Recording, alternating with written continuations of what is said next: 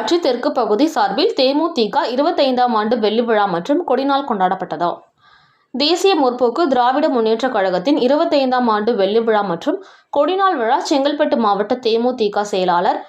அனகை முருகேசன் ஆலோசனையின்படி தாம்பரம் மாநகராட்சி தெற்கு பகுதி சார்பில் பகுதி செயலாளர் கேட் எம் தர்மா அவர்கள் தலைமையில், பகுதி துணை செயலாளர் ஏழுமலை தர்மா ஆகியோரின் முன்னிலையில் 63வது வட்ட செயலாளர் குமார், வட்ட அவைத்தலைவர் தேன் என்ற லட்சுமிகாந்த் அவர்கள் வரவேற்புரையில்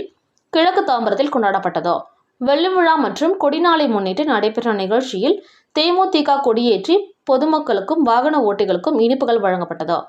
இதில் பகுதி நிர்வாகிகள், துணை செயலாளர் தமிழரசி, மாவட்ட வழக்கறிஞர் பிரிவு துணை சுஜாதா நந்தினி, பகுதி மாவட்ட பிரதிநிதி பாலமுருகன், பகுதி மகளிர் அணி செயலாளர் டாக்டர் சுமதி, பகுதி கேப்டன் மன்ற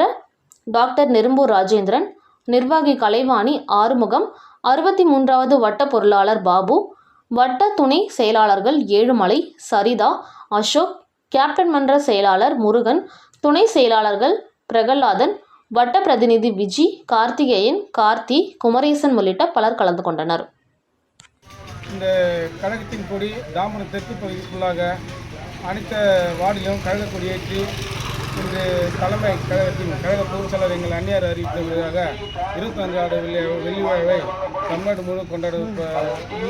நேரத்தில் தாம்பரம் தெற்கு பகுதி சார்பாக புரட்சி கலைஞர் கழகத்தின் பொதுச் செயலர் அந்நியார் விஜய பிரபாகரன்